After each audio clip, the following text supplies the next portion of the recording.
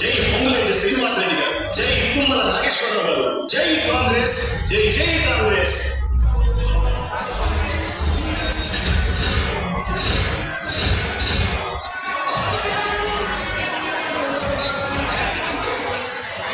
ప్రజాప్రభుత్వానికి ప్రజా సంక్షేమమే పరమావధి.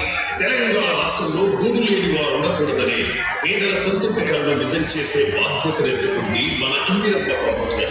రాష్ట్రంలో అర్హులందరికీ ఇందిరమ్మ ఇళ్లు కట్టించాలనే లక్ష్యంగా ఇండ్ల నిర్మాణ స్థాయిని బట్టి లబ్ధిదారుల ఖాతాలలో నేరుగా డబ్బులు జమ చేస్తూ ఇందిరమ్మ ఇళ్ల నిర్మాణాలు త్వరితగతిన పూర్తయ్యేలా కావాల్సిన చర్యలను ప్రభుత్వం తీసుకుంటున్నది.